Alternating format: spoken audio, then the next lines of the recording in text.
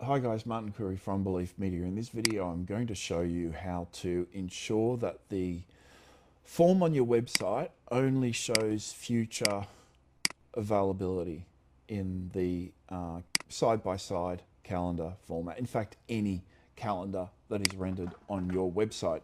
This was changed in 2024, the mechanism that determines how the times are rendered, and we have noticed that some brokers have not made the update. So the purpose of this video again is to ensure that we don't show any time slots that have elapsed. Doesn't matter if time slots show that have elapsed. Well, from a practical point of view, not really, because you can always contact somebody and ratify their booking, confirm the details with them. And if somebody does book something in the past, I think it speaks volumes about who they are as an individual.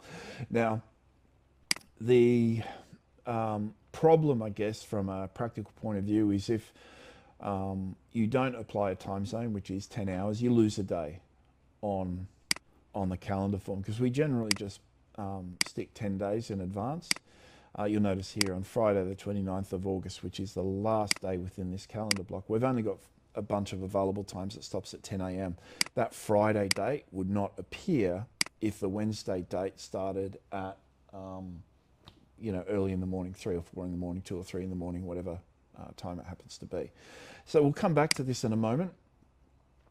So let's look at, I'm just going to go through here in settings and show you the legacy mechanism that previously applied in your profile panel. This is the profile panel associated with the primary account owner. We used to have this feature, and it still exists. It's not heavily relied on anymore for any practical kind of application within Yabba or on your website. So it will be entirely deprecated on September 26th. Though all the features of the time zones here, except for this one, which I'll explain another time, that's purely for social media. But I'll come back and detail this again. Now, the problem with that single setting that applied at the account level, is it didn't account for those brokers that are off site. Now, in very late 2024, early 2025, we introduced this mechanism for different business profiles. That is, it always existed in our Platinum site, what I'm showing you right now, and that is the profiles associated with various business or brokers, the time slots and locations and so on. So you can have multiple branded brokers in the same location. You can have the company branded brokers in multiple locations, all the same location. You can have mobile mortgage lenders. You can have ACL reps. So you can kind of deal with all your different staff members in different ways. You know, ACL holders and larger businesses tend to have a range of different types of people working for them under different conditions, and this system caters for that, and it's reflected on your website, on Teams pages, and so on. So you've got room to grow. It's entirely scalable. Even if you're working alone right now, when you do have half a dozen brokers working with you, you'll have the capacity to include them within the Yabba framework based on the arrangement that you have with them, and we've ensured that we've covered that. In fact, it includes partners and things like that as well. So it's very unique. So if you've got a broker, if you're based in Sydney and you've got a broker in Western Australia, obviously that Western Australia broker needs his calendar or any calendar that is assigned to him to reflect local time. So we're going to select website forms here, and the first thing I'll do, just very quickly, I'm going to show you Connect panel. The way you connect any broker to your website or any email address or any Microsoft 365 email account is via this button here. You connect that, it'll bounce you through the flow. You accept the permissions, and you'll come back to this page with a success message. Now, there is some complexity that we've introduced in that system, but it doesn't apply to anyone unless you've got an application you're sharing with people outside what's called your tenant, which is your primary domain name. Now, most businesses tend to operate within a specific domain name, like beliefmedia.com.au, and they don't allow anyone outside of their organization to connect to their application. That has changed again, we've supported it for years and years and years, but not to general brokers within Yabba, and we've just enabled that feature. It was just basically one switch, and I'll talk about that in another video and what it means to you as a business. So we've selected website forms here. I'm going to select lead forms. The sub menu here will show a clock on the far right hand side, and that clock is user time zones. So if you want to select that, you'll have to do this for each of your individual brokers. So all of those emails registered in Yabba for all of your brokers, you're going to go through here and set them up. So I'm going to select my email. I'm not exposing anything sensitive. I'm going to open that up, and Canberra, Melbourne, Sydney, that's the Microsoft calendar time zone. And then you've got a secondary or a child time zone. That's because you do have areas within the primary time zone that differs. So this effectively ratifies that, and it applies granular time zones via those time zones that are built into the operating system, essentially. So we've got that. We'll just hit save, and that is done. That is all that is necessary. Now, we've just hit over 12:30.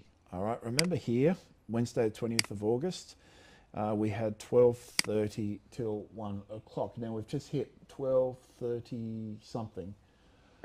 So what I'm going to do is I'm just going to refresh this page. While that's going on, I'll just jump back into Yabba and just show you very quickly the calendar options here, the calendar profiles. We are going to come back and talk about our calendar profiles and how to create and assign different calendar profiles to different users and all those sorts of things. This has changed in the last day, and the only change we made was adding the requirement to select the account owner first, and the only reason for that is so we could select the applicable calendar where the booking would be sent. What we have done as well is we've hidden some of these generic values that typically don't change very much. If you edit the page, they will all be shown, but typically speaking, that's that. So I'm going to come back to the website here. I don't remember which page I actually loaded. Must be this one. So it's not going to show for Wednesday, the 20th of August. We've passed 12:30, so now it's showing 1 o'clock to 1:30. So it's never going to show a record that has passed or a time slot that has passed. Again, it doesn't really matter if you don't make this change. And I say it doesn't really matter, but it matters in the sense that you look like a bit of a silly bugger. People blame this stuff on technology. That's fine. And I don't think, I haven't seen, in a long time, I haven't seen any record come through where the booking was made before the existing time. So I think if it comes through before the time, we just change that to earliest convenience in your calendar record, so in your leads table. But it does, again, like I said, open up those additional time slots on the last day, because Microsoft will only provide you with 100 records at a time. Where does this system apply? Basically, every calendar on your website. Ignore these top bars and bottom bars, by the way. They're called header bars and footer bars. It's kind of irrelevant. So if we select the 20th here as well, the time will also show 1 to 1:30. It's a very good system. Again, if I didn't mention, we are the only company, surprisingly, that integrates 365 into your workflow. And if I didn't say it before, I'll say it again anyhow, is you do not want to send users off-site to an off-site calendar. And I make that point over and over. Never, ever, ever, ever send someone to Calendly or any other booking service that is outside the scope of your website. You want to keep people on your website, you want to escalate them, and you want to cycle them through. You know, we talk about the know, like, trust model. That's kindergarten stuff. We kind of lean on our Magic Lantern model. So E plus AT, expertise, entertainment, education, experience, authoritativeness, and trust. Right? Trust is at the top of that pyramid, but you have to navigate your way through that, and that's what we call escalation of commitment. Right? That's someone becoming committed to you and your service digitally before they make the phone call. And sending someone off site is problematic for a number of reasons, not the least of which it often funnels through into another broker. It's like article services that send you to an article that has ads for other brokers on that article. It's just a silly way of doing things. We've done this forever, and applied conditional redirects and a whole bunch of different form elements you just don't get elsewhere. It's fully integrated, and more importantly, it's compliant. Again, guys, the reason for this was entirely just to show the method for ensuring that. That's obviously been sitting there all day, that record. If I refresh this, it's going to show the most current time. I've got a few tabs open. I will say, guys, that this field here, this one, general information, that is normally entirely redundant. All right, we don't normally show that. It is an option within Yabba. So on general pages where the objective or purpose of contact is not necessarily known, you can use that to filter subscribers. Anything you put in front of anybody of any type, any time you make them click on something or move a mouse or select something, whatever else, you're going to diminish conversions. That's like an objective truth. You have to be familiar with that, because as soon as you put that in front of them, it may not even be, well, we've got general information there, but we may not present an option for them. It may be a little bit too much, who knows.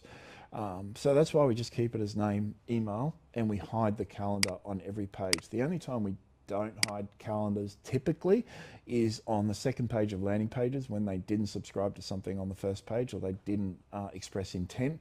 We always escalate them.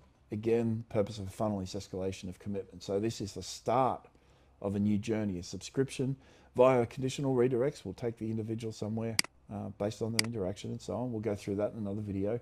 So don't diminish the value of a form, right? And do not, if you're using Go high level forms, oh man, about 90% of all Go high level forms that are used by brokers in the market at the moment are broken. So make sure you go through and check those if you're using that system.